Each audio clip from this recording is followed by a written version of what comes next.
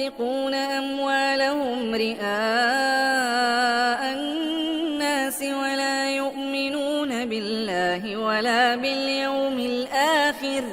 ومن يكن الشيطان له قرينا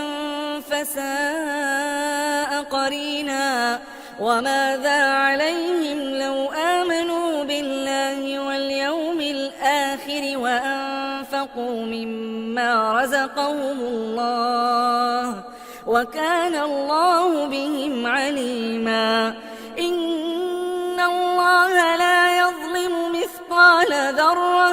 وإن تك حسنة يضاعفها ويؤت من لدنه أجرا عظيما فكيف إذا جئنا من كل أمة بشهيد وجئنا بك على هؤلاء شهيدا يومئذ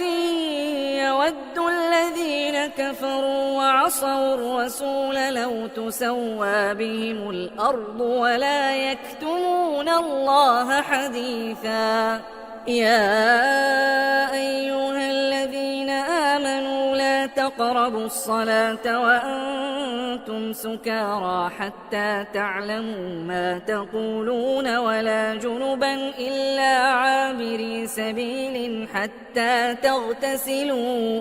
وإن كنتم مرضى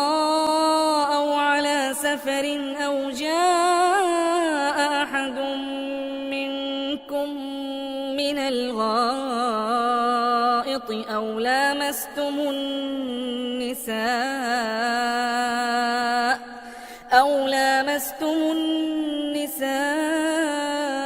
فلم تجدوا ماء فتيمموا صعيدا طيبا فامسحوا بوجوهكم وأيديكم إن الله كان عفوا غفورا ألم تر إلى الذين أوتوا نصيبا من الكتاب يشترون الضلالة ويريدون أن تضلوا السبيل